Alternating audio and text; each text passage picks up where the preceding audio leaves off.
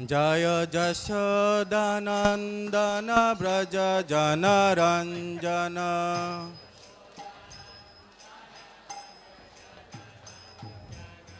जशोदानन्दन व्रज जनरञ्जन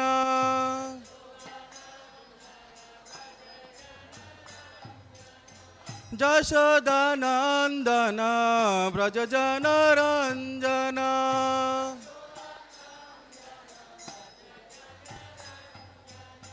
जमुना तीर वनचारी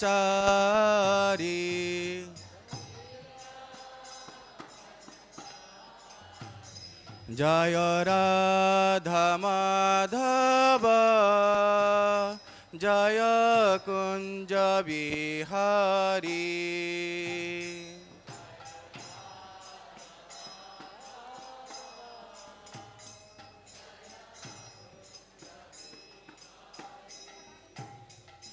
जय श्री कृष्ण चैतन्य प्रभु नित्यानंद श्री अद्वैत गदाधर श्रीवासादि गौर भक्तवृंद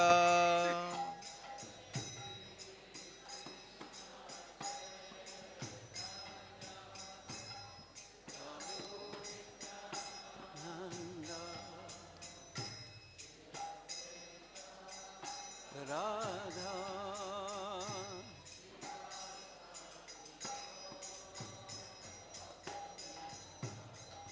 Hare Krishna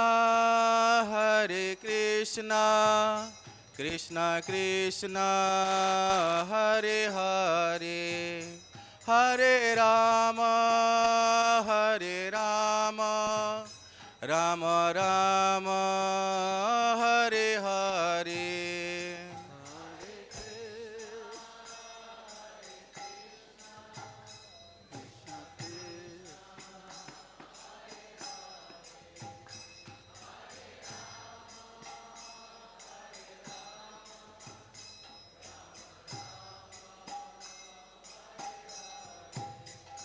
Hare Krishna Krishna Krishna Hare Hare Hare Rama Rama Rama Hare Hare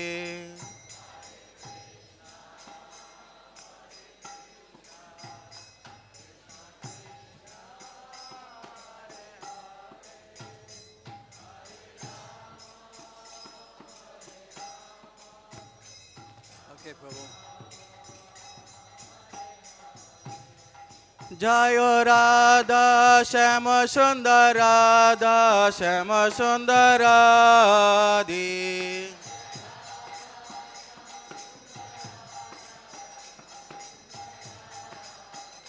जय कृष्ण बलराम जय वृंदावन धाम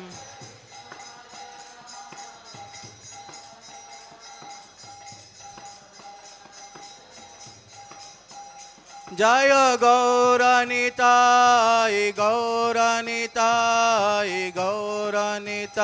जय गौरनिताय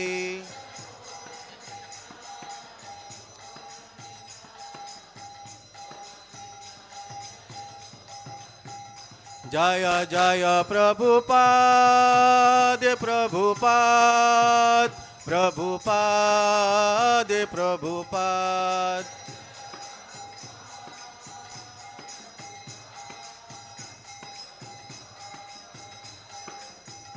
निताय गौर हरि बोल हरि बोल हरि बोल हरि बोल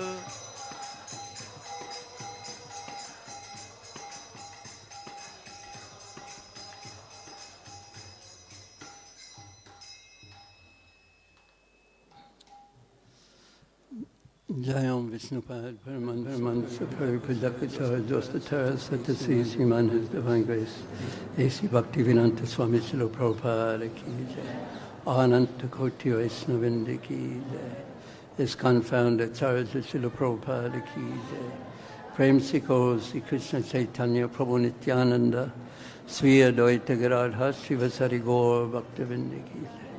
Sri Sri Radha, Krishna Gopinath, Saima Kunda Radha Kunda Giri Govardhan ki jai. Sri Vrindavan Dham ki jai. Sri Navadip Mayapur Dham ki jai.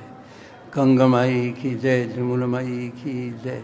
Bhakti Devi ki jai. Tulsi Devi ki jai. Samaveda Bhaktivinoda ki jai. All glories to the assembled devotees. All glories to the assembled devotees.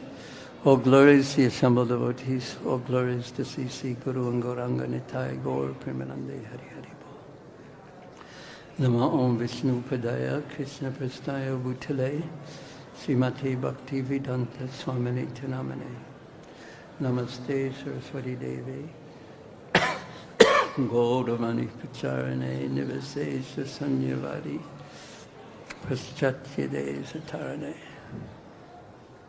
Om Agyanataminandasya Jana Jana Salakaya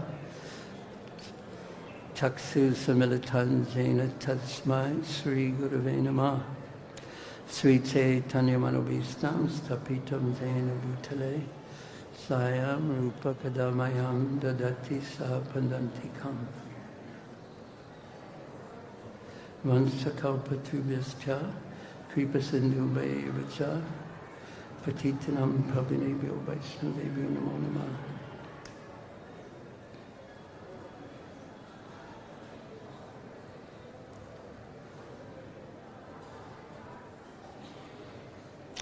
Hare Krishna. As we know, today is the auspicious appearance day of Sri Radha Kund. And also that means the appearance day of Saimakund. This isn't described in detail in Srimad Bhagavatam, but in the Puranas, the appearance of Radhakund is described in as a result of the playful exchange between Sri Krishna and the Braja Gopikas, especially Srimati Radharani. So how did this exchange occur? And this exchange brought about the manifestation of Radhakund. So after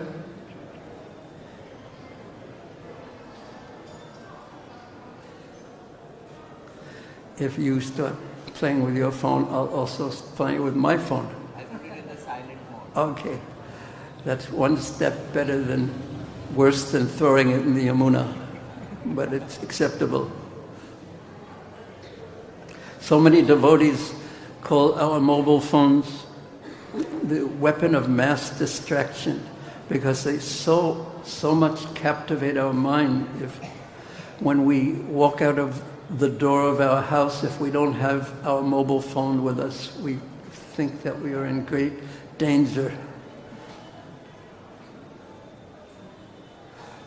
But actually, if we don't walk out of our house with Krishna's name in our consciousness and Krishna's form in our consciousness, then actually we are in great danger. And this is actually, this type of absorption, somehow or another, to become absorbed in thoughts of Krishna in a loving way, anukula, Krishnana Shilanam, not in pratikula, like Kamsa was pratikula. He was always absorbed in thoughts of Krishna, especially after what happened. He was always absorbed in thoughts of Krishna, but especially after what occurrence? Does anyone know? Raise your hand if you know. Probably so many of you know, actually. But anyway, when Krishna had entered Mathura, he walked down the road and so many wonderful things happened that evening of his first entry. And he attracted all the residents of Mathura. And all the residents of Mathura, they were thinking how fortunate are the Brijbasis. Especially the ladies of Mathura were thinking how fortunate are the gopis. Because every day they are seeing Krishna's beautiful, beautiful form. Just try to, we can't understand. We can't understand. But Krishna is unlimitedly beautiful. Unlimitedly beautiful. So how beautiful is unlimitedly beautiful? How beautiful is unlimited beauty? Completely captivating to the eyes, to the mind. Krishna's form is like that. And when he walked through Mathura, he eventually got to the place where the excuse that Kamsa had called him to Mathura for was exhibited before him, and that was the great bow. And he was coming because of the Dana Jagya, the great sacrifice, because it was the Chaturdasi, when Lord Shiva is worshipped, and this bow was previously it was Lord Shiva's bow, given to him by Vishnu and then given to Parsuram and then passed on to Kamsa. So in any case, Krishna took that bow and he picked it up, and the guard said, "You cannot touch it, you cannot enter this area. This is where the bow is." And Krishna just walked up, picked up the bow and snapped it. And the sound of the snapping of the bow reached Kamsa's ears, and through his ears it went into his heart, and his heart broke and he began to tremble. Because when Parsuram had given him that bow, he told him, because it was so huge, the one who breaks this bow is going to be the cause of your death. And now he knew that his death was so close in Mathura itself, and his death was Krishna. When he heard that sound, from then on, whether he was sleeping, awake, he only thought of Krishna. So we should not be out of great fear and envy and hatred. So we should not be in Kamsa's sampradaya, but rather we should be in the mood of the residents of Vrindavan and the servants of the residents of Vrindavan, who was so attracted to Krishna. So the beginning of the pastime of the appearance of Radha Kund, one could say, begins after the rasa dance, which is, who knows what chapter of the Srimad Bhagavatam is the final chapter of the rasa dance? You have to raise your hand. You didn't raise your hand. Yes, very good. Naughty boy, but very good. Yes. And then what is the chapter after that? And then there is the Vidyadhara, when Nanda Maharaj and the residents of Vrindavan go to Ambikavan, and then there's the killing of Shankhachuda, and then right after that is the 35th chapter, which is where the gopis, after the rasa dance, they were just simply thinking of Krishna, of all the pastimes he had performed, and that chapter is called what is it called? The gopis think of Krishna's separation, or the Jugal Gita, because there's different pairs of verses, Jugal pairs of verses. And then the next chapter begins, as Srila Jiva Goswami describes, something before the beginning of the chapter, and that chapter has to do with the killing of Aristasura. But there's so much more in that chapter other than the killing of Aristasura. And actually, our acharyas say that Krishna did not want the killing of Aristasura to capture everyone's mind. Rather, he wanted the manifestation of Sri Radha Kund to capture everyone's mind. but it is not mentioned in great detail in this chapter of the Bhagavatam, but it occurs here. So before this chapter actually begins, Kamsa is lamenting. He's lamenting why? He's lamenting in fear that he has sent so many of his dearest friends, powerful asuras. He's lamenting that he has sent them to kill Krishna. But he has underestimated, he did not understand how powerful Krishna was. And he really was sending his dear followers to their death. And he specifically lamented having sent Putana to her death. And while he was speaking like this, sitting on his throne and lamenting, the last two asuras that were part of his entourage were there with him. And their names were Arista and, you don't have to raise your hand for this one, Keshi.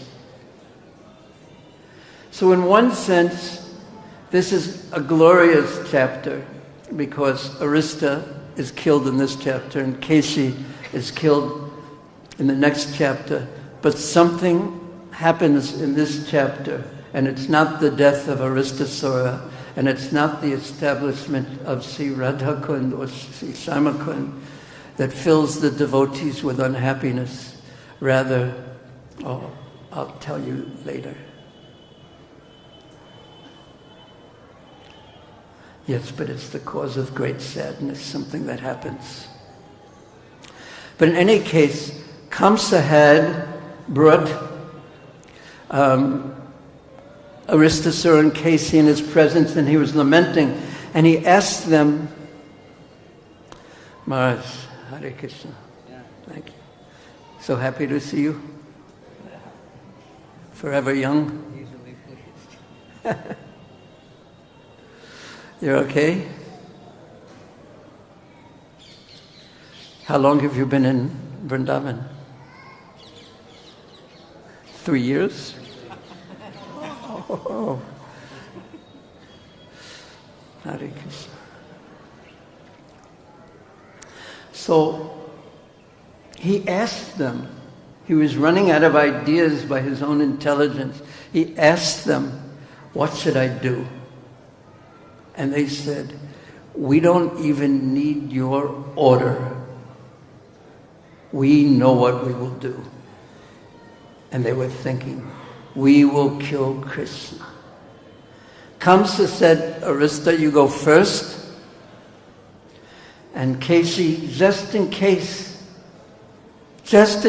Krishna is able to avoid being killed by you, Arista, and Keshi will be there for him. So they both went to their homes, and they became very enthusiastic to kill Krishna in the same way that moths become very enthusiastic to come close to the flames of a fire.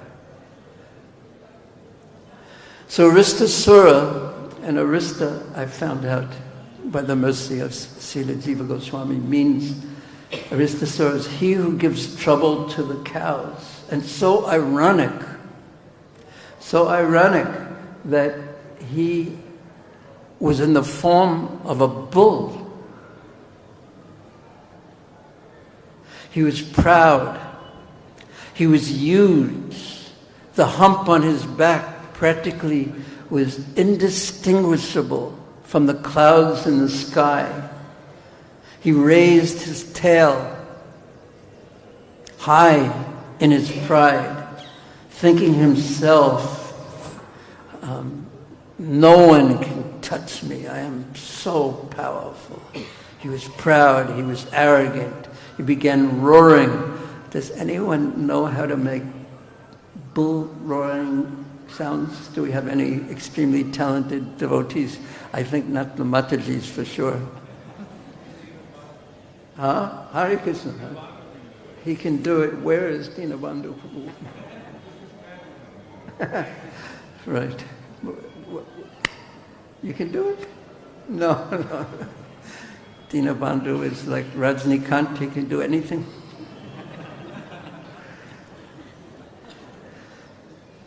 But Rajnikant can't chant on japa beats. Dinabandhu Prabhu can do that. And so many other things. So in any case, Aristasura went out, and he had been kept out of Braja because Kamsa would not permit him to come in. He was saving him, one of his most powerful allies. He was saving him just in case. Years ago, many, many years ago, no brahmacharis in ISKCON were allowed to have bank accounts.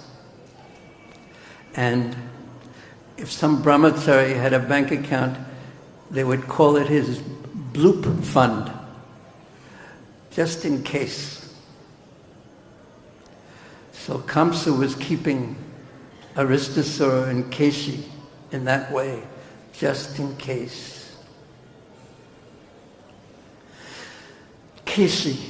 Aristasura, his face was scarred, even though he was in the shape of a bull. His body was smeared with stool and urine.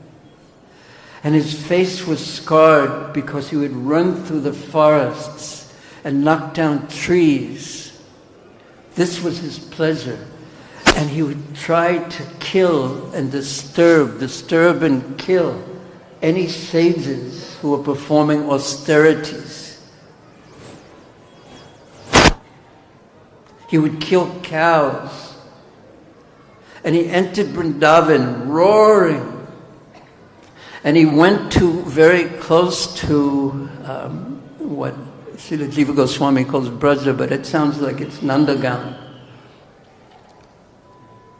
And he began roaring and causing so much disturbance that all the cows who were pregnant had miscarriages, and the ladies who were pregnant had miscarriages out of the greatest fear of this demon. He struck everyone's heart with such fear. And then, what did the devotees, the Brijbasis, do? Now we'll start looking at the Bhagavatam itself.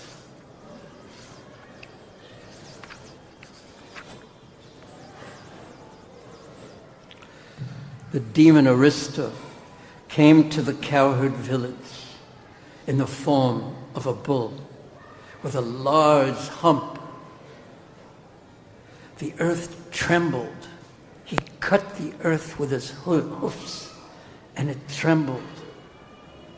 He bellowed very harshly and pawed at the ground with his hooves. He began to tear up everything with the tips of his horns that were used. They were sharp.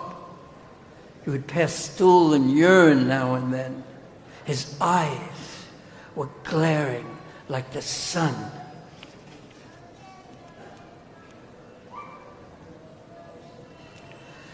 And the animals, out of fear, they ran from the village outside, because usually it was twilight, just as dusk. The sun was just setting. And the animals, the domestic animals, they would come home and they would not go out at night.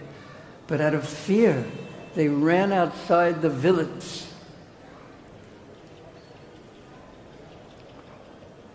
And all the inhabitants of Braja, they rushed to Govinda.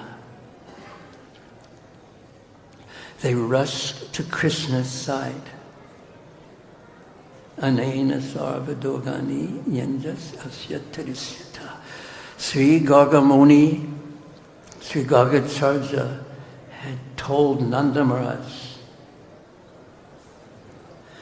that Krishna will save you, this boy will save you from all trishiti, he will liberate you, he will save you from all difficulties. Whenever you have any difficulties, this boy will be there.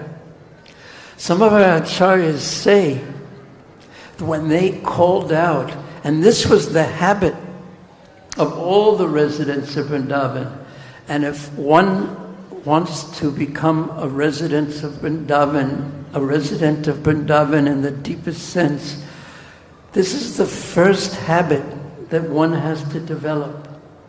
When there is difficulty, call out to Krishna. Call out to Krishna with a full heart. And just like when Nanda Maharaj had entered the Yamuna and was taken away by the Dutas of Varuna, the cowherd men just called out, Krishna, Krishna, Krishna. And although Krishna was far away, Krishna was never far away. And immediately he was present. Similarly, Krishna was a little far away because it was twilight. And he was thinking, now this day will be a very wonderful day to have a rasa dance. And this Aristasura, rather than as devotees do, they want to make Krishna happy. They want to facilitate anything that makes Krishna happy. They want to facilitate anything that makes the dear devotees of Krishna happy, because that's how they know what makes Krishna happy. But Aristasura, rather than in any way bringing pleasure to the devotees or Krishna, he caused disturbance. And all the residents of Vrindavan, they just called out, Krishna, Krishna, Krishna. When the fire was there in Bandiravan, the residents of Vrindavan called out, Krishna, Krishna, Krishna. And here, when Aristasura had caused fear to be born in everyone's heart, they called out, Krishna, Krishna, for shelter. And how did Krishna respond? He saw them all running in great fear and in great anxiety. He said, Ma Bhaista, Ma Bhaista, do not be afraid. And then he ran out away from Braja, away from the town, because he wanted to bring the demon out, away from the residents of Vrindavan. And he just said, you fool, you rascal, he uses the word manda, fool, asattama, you sinful creature. You are the most sinful creature because you are disturbing Braj. And I have come to kill sinful rascals like you. So why are you causing the residents of Vrindavan anxiety? You want to fight? You want to kill someone? You want to fight? I'm here now, and I've come to kill you. So when the residents of Vrindavan heard Krishna like that, and then Krishna began laughing at him and making fun of him, he even made the roaring sound of a bull, because after all, he had taken care of the calves, the cows, the bulls. So he made a roaring sound of a bull, just to agitate, disturb, get this Aristasura even more angry. And this brought the residents of Vrindavan so much happiness and drove their fear far away. And then, as he laughed at Aristasura, what he did, he brought one of his friends. Some acharyas say it was Subal, and others say it was Sridham. He brought Sridham, Subal, just close to him, and he put his arm which was just like a serpent, thick and strong and muscular, around his friend's shoulder. And Krishna laughed. And Krishna's friend laughed. And all the residents of Vrindavan also began to laugh. But Aristasura didn't laugh. He became angry. He became so angry, he pointed his sharp horns at Krishna and began rushing at him with great speed. And Krishna, he stood there, and with his horns pointed at Krishna, Krishna grabbed those horns. Krishna was very practiced at doing this. Because even when he was just so little, some of our acharyas say that this pastime occurred when Krishna was 10. But ages shift in Vrindavan according to what is helpful for the Leela. So when Krishna was very young, and Nanda Maharaj would take him out on the cart when he would go out herding the cows and the bulls, Krishna and Balaram would jump off the carts and they would cut out 6 or 7 of the biggest bulls from the herd, and then they would practice moving them here and there, and sometimes Krishna, to stop them, would grab them by the horns. So Krishna was very expert at this already. He grabbed him by the horns and he turned him around. He turned him around and threw him on the ground. You can just imagine, you grab the horns and then he was forced, because the way that the head goes, the neck goes, and then the body has to follow, and he threw him to the ground in that way. And then he began, just like if you take a cloth and it has water in it, you turn it in opposite directions just to squeeze the water out. Krishna, first, after kicking him 18 times, he began squeezing the life out of him by turning his horns like a cloth is wrung out.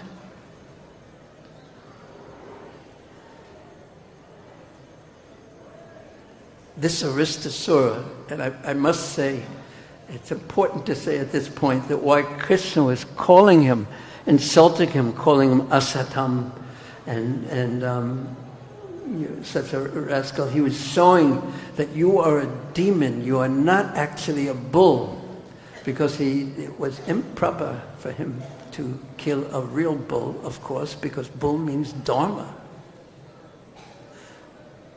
So Aristasura, after getting thrown down like that, he was ashamed. But he still got up, even more angry. And his mind was completely controlled by his anger.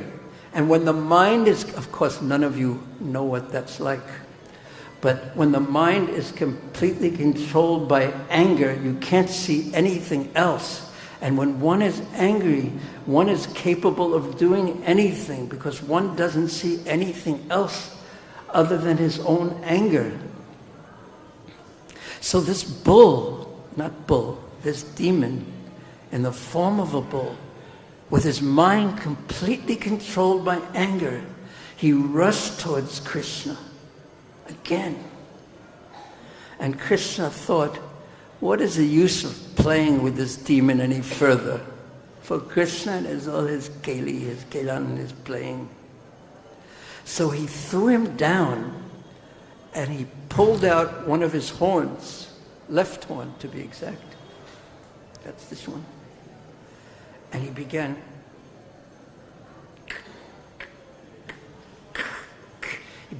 beating him with it and stabbing him with it. And he killed him.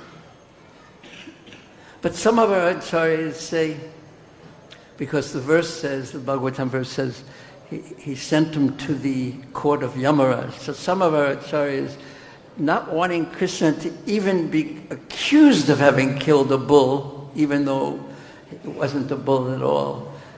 He almost killed him, and then Yamaraj came and took him, some of our acharyas said, and brought him to his court, and then sent him to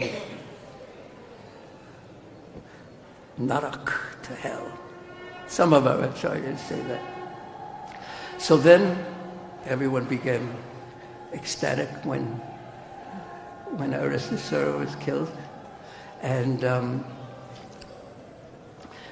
then Krishna went home to the village because he had done this outside of the village, and the place that Mahaprabhu, when he was touring Vrindavan, when he was around Govardhan, he was asking all the people, the local people, where is Aristagram? Where is Aristagram?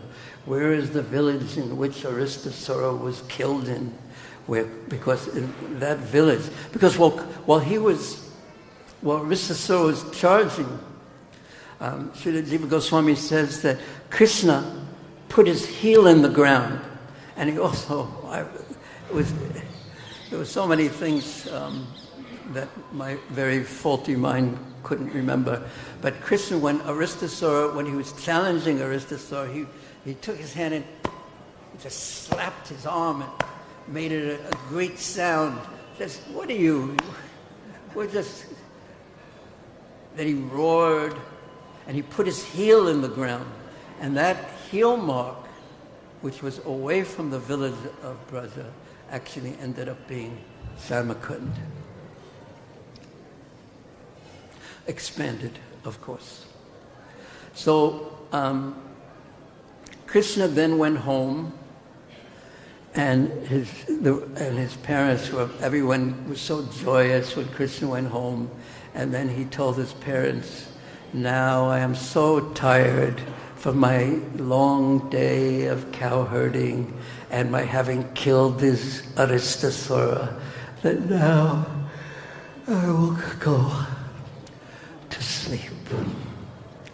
Now usually when I do something like that, half the devotees in the audience go to sleep.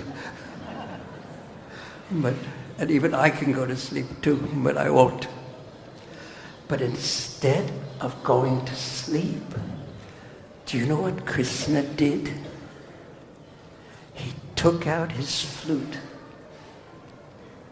Because his desire right in the beginning, when the sun was beginning to set, he desired to have a rasa dance with the gopis. So he began to call them with his flute. And when Krishna plays his flute, no one can resist. He sometimes calls the cows with his flute, but he especially calls the gopis with his flute. And that flute sound sometimes calls their very names, each one of their names. And that flute sound enters their ear and enters their heart. And then they are pulled to immediately stop whatever they are doing and go to Krishna. So this is described in great detail in the 29th chapter of the 10th canto. But here, something else is described. When Krishna meets the gopis and wants to enjoy with them on the transcendental platform, which, unless one is on the transcendental platform, we can't conceive of what type of enjoyment that is, and why Srila Prabhupada and Srila Bhaktisiddhanta Saraswati Thakur were very cautious about speaking about these very, very high, intimate pastimes, was because when we hear about the dealings of Radha and Krishna, as the story goes, there was once a man who was saying, Radha, Radha, Radha, Radha, Radha, and tears were coming from his eyes. And someone asked him, what are you thinking? This Prabhupada puts this in one of his books. What are you thinking that's making you cry? And he says, I am thinking of Radha, the barber's wife. So because of materialistic conceptions, when we hear about the dealings between Sri Radha and Krishna, or the dealings between Krishna and the gopis, if material conceptions come up in our mind, and this is just the reflection of what's happening, the perverted reflection of what the spiritual world is like. Krishnendriya priti, tariba, kare Krishna, premanam. When it's all about Krishna's pleasure. This is what prema is about. It's on the transcendental spiritual platform. And how can you describe the transcendental spiritual platform to someone whose only concepts are basically material?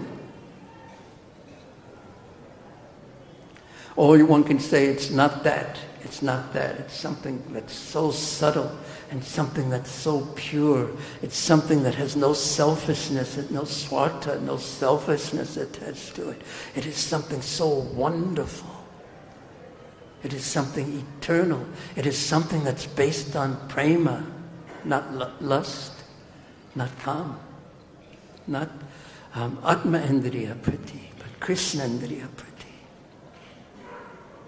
So in any case, Krishna wanted to deal with the gopis, and Srimati Radharani said, "We won't touch you. We won't even go near you because you are full of sin for having killed a bull."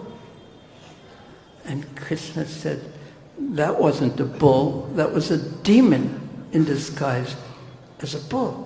That wasn't a bull at all." And then he said, "But it was in the form of a bull, and you killed him. The only way that you can get purified is that you bathe in every holy river in the whole world.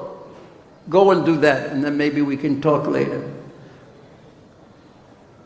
And Krishna responded, according to Srila Jiva Goswami, "I killed a demon disguised of a bull, and you're supporting that bull. That means you are on his side, the demon's side. And not only that, since the king gets all the sinful reactions of all the citizens, because all you gopis are supporting this demon bull, and in the camp of the demon bull, your leader, your queen, gets all the sinful reactions. That's Sri Radha." Krishna then brought, as they were playing back and forth, and there's and Srila Vishwanath Chakravarti Thakur in his commentary, which is quoted in our BBT, Bhagavatam, goes through all the different verses and all the different parts of the conversation, and this is the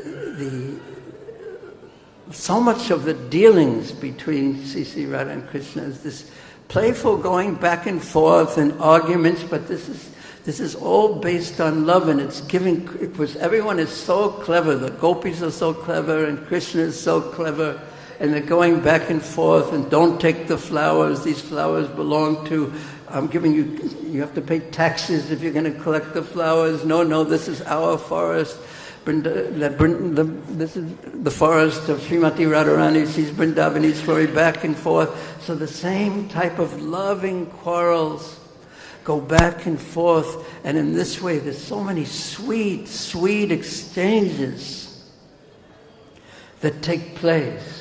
Sweet, sweet exchanges, and very, very joyful. So Krishna then based on that, some say that it was it was his heel print. He made a wonderful kunda, and then he called, and they said, why should I go all around the world and bathe to all the holy places? Let the holy rivers come here. So he called all the holy rivers to come and enter his kund, which is known as Shama Kund. And then he bathed in that with all the cowherd boys and came out. And they said, now we're free from sin, even according to what you said. And they said, we don't believe you that all the holy rivers are there. So then Krishna had the holy rivers, he called them one by one and introduced themselves. I am the Ganga, I am the Yamuna, I am the Tunga Vidya. Who knows some of the other rivers? I am the Godavari. What other rivers? Another one. Another one. And I'm the saltwater ocean even. What other ones? Bhogavati. What other ones? Narmada, yes. Kaveri. Sindhu. Saraswati. And all the rivers came. And then one chief river was speaking on behalf of them all. Or Krishna before that said that now I've done this and I've created the most beautiful kund in the whole world. And what have you gopis done? You've done nothing. So again, this is the teasing that goes back and forth.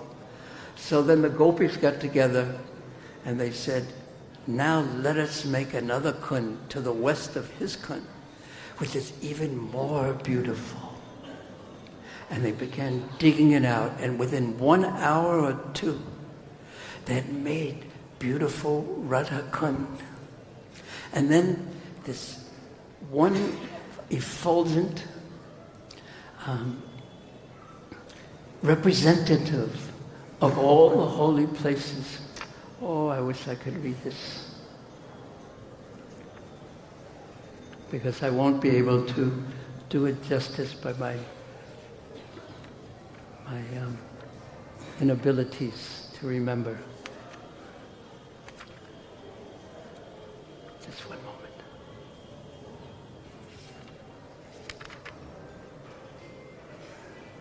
What are you thinking right now?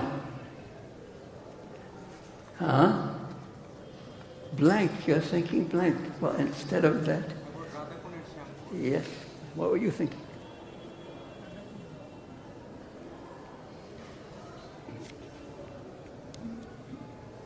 Yes, I found it. This is what this heavenly personality, who was an intimate associate of all the holy places, he rose up out of Krishna's pond, which is known as Shamakund. Shamakund, Shamasundar's Kund. And he said, he bowed down to the daughter of Brishabhanu, to Srimati Radharani.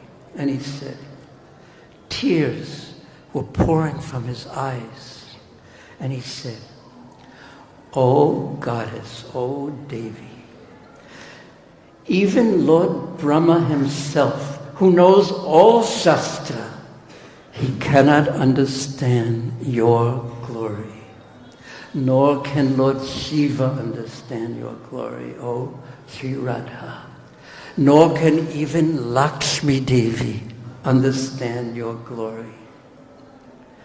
Only Krishna, only Shyamasundar, who is the supreme goal of all the endeavors of every human being, only he can understand how glorious you are. And thus, he feels obliged.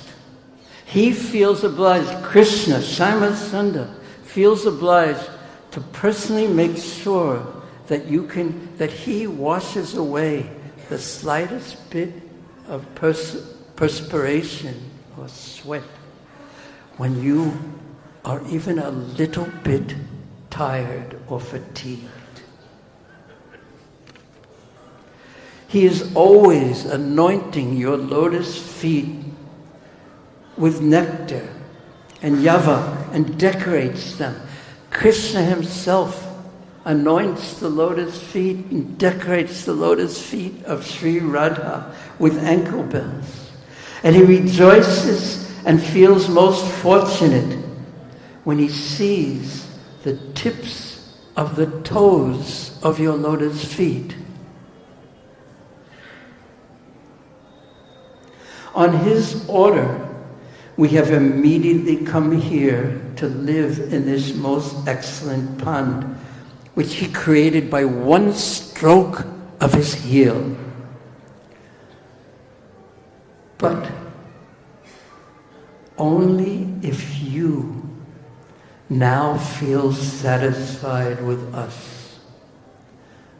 Because they were saying now, because Krishna has killed the bull, your Shaimakund is contaminated.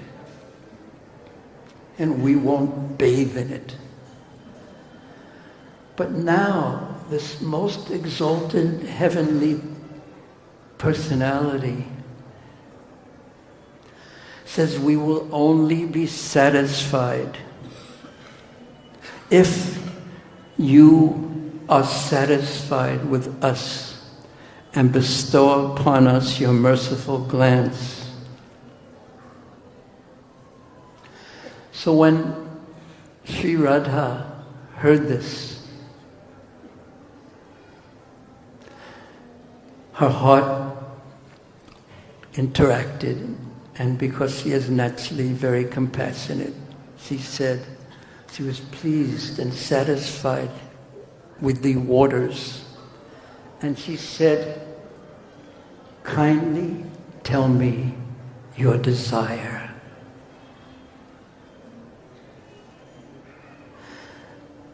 Now, when I first started chanting, the very kind devotee who introduced me to Prabhupada, he used to tell us that one day, after you've been chanting, his name is Rupanuga Prabhu, one day after you've been chanting, one day Krishna will come to you and he will say, he will personally come to you, and somehow or another, when Rupanuga Prabhu he would always make this one gesture. He will come to you and say, I am like this. You have pleased me. I will give you anything you want. Whatever benediction you want, I will give you. Then Rupanuga Prabhu would always say, and when he says that to you, don't ask for anything. Don't ask for a new bicycle or a new car or to be able to know Sanskrit even, or to be able to play the harmonium and to be able to sing. I'm always reminding myself of all the things that I have to be careful not to desire, especially when one is old. You see the young people walking around and running so easily. I see people sitting and they stand up, and I think, how could they do that?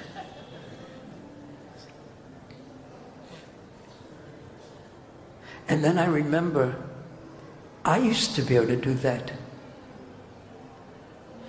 And then I have to catch myself from thinking, I wish I could do that again. Because if these seeds are planted in the heart, in the mind strongly of an old man, Krishna will say, okay, you can do that again. He has a new material body, and you can run and jump and stand and do all the things that you wish you could have done. So when Rupa Nugapu would say, don't ask him for anything. And he said, quoting Prahlad Maharaj, he said, I'm not a baniya, I am not a businessman, I've not served you to get anything from you. Rather, I've served you because it's just completely natural, because I am your servant. Tavabritya seva. I want to serve your servants. I just want to serve. So when Sri Radha told this exalted, effulgent personality, whatever you want, I will give you. Please tell me your desire. He told her very plainly, directly, our lives would be successful if we could come to your pond, if we could come from Shyamakund to Radhakund. That is the benediction we desire.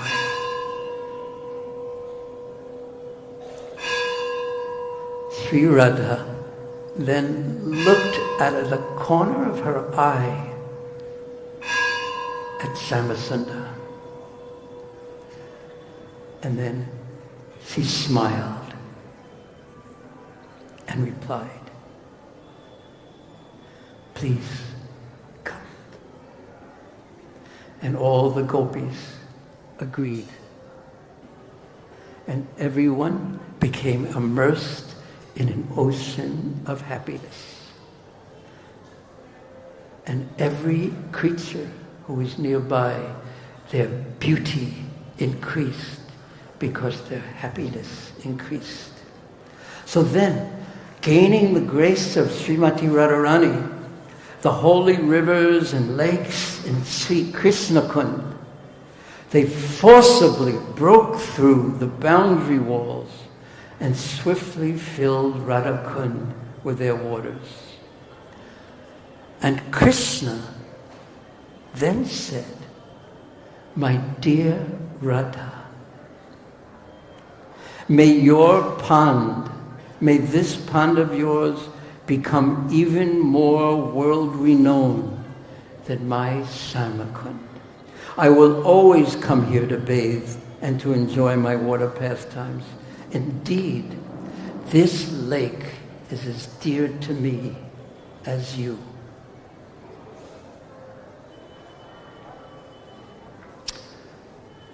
Yes, it's very touching. And this is Braj Leela. Very touching. And then, because it was Krishna's desire and the pastime had been unfolded, then they enjoyed their first rasa dance at Sri Radhakund. Hare Krishna.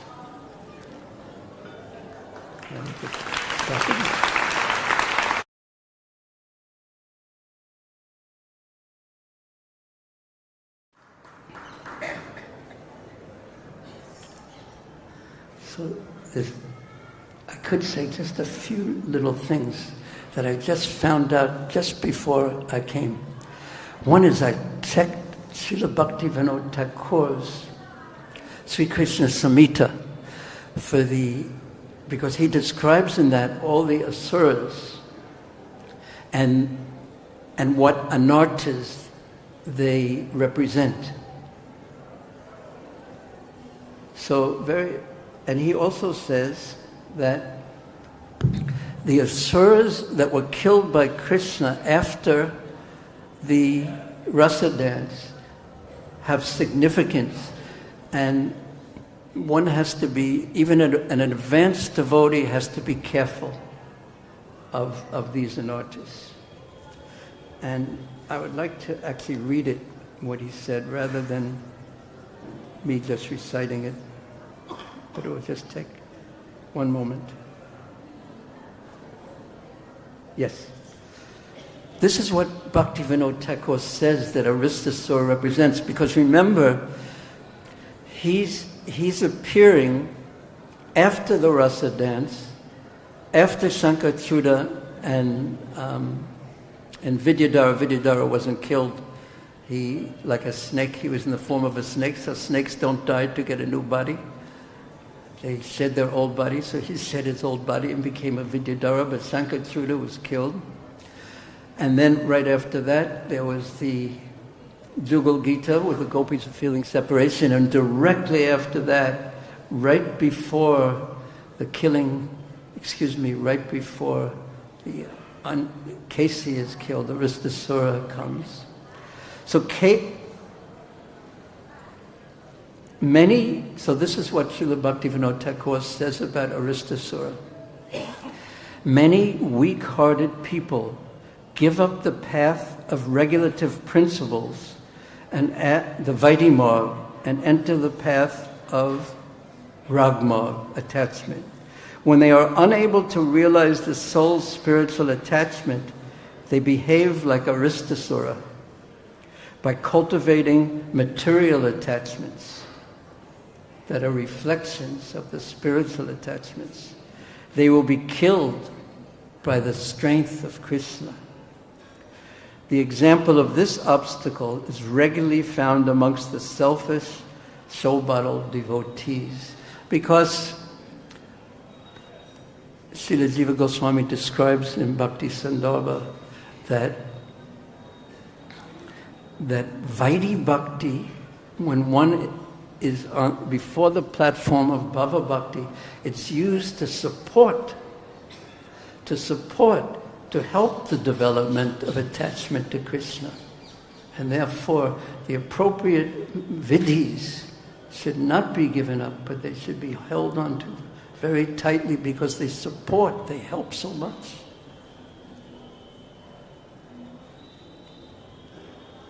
And Kesi, who is killed next,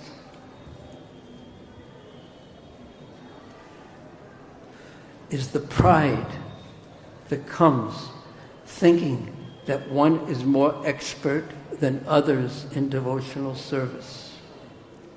When Kesi comes to Braja, he creates a great disturbance.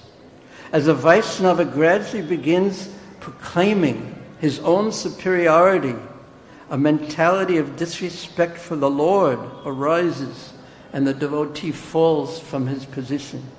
Therefore, it is most important, Srila Bhaktivinoda Thakur says, to prevent this evil mentality from entering the heart. Even if one is expert in devotional service, a Vaishnava never gives up the quality of dainya, humility.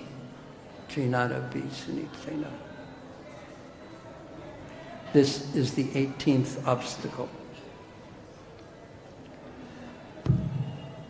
So just one small little other point, that in the beginning I said this is a wonderful, happy pastime, but in the Bhagavatam it is followed by something that causes the residents of Vrindavan great unhappiness. I was made happy when I read that even though what I'm going to describe happens directly after in the Bhagavatam, it was actually more than a year after. I used to think how amazing it is that as soon as Radhakund is created, the next thing that happens is this. But now I have learned that it happened more than a year later.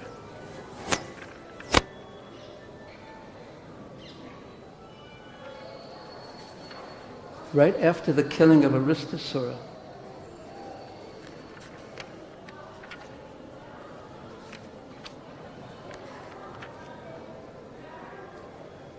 Narada Muni went to see Kamsa. That powerful sage who has Deva Darshan, he can see everything. He addressed Kamsa as follows.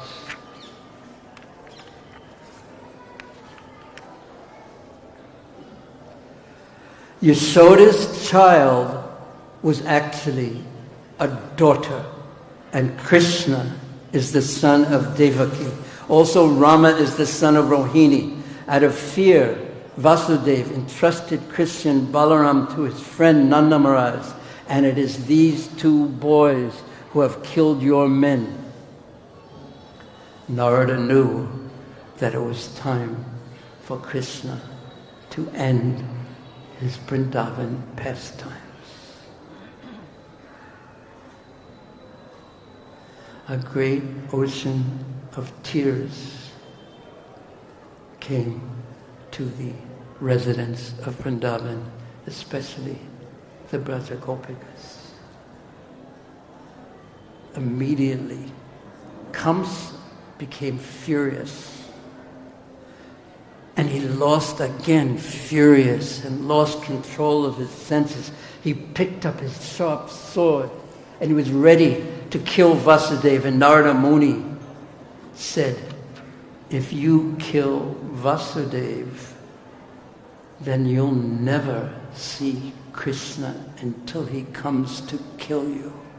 Nanda will hide him away from your vision, and you will never be able to find him when you want to find him.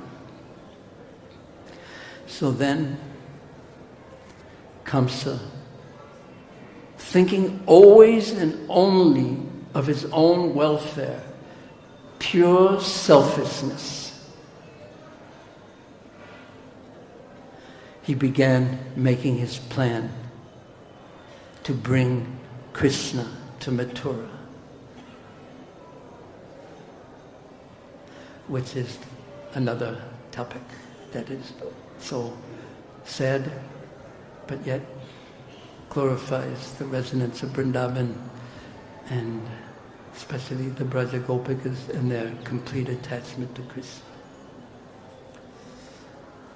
Srila Prabhupada ki jai, Srimad Bhagavatam ki jai, Srila Prabhupada Bhaktivinoda ki jai, Sri Gauranitai ki jai, Sri Krishna Balaram ki jai, Sri Radha Shyamasundar Lalita Vasaka Devi ki jai, Srila Prabhupada Bhaktivinoda ki jai, Nitai Gaur Premanande Hare.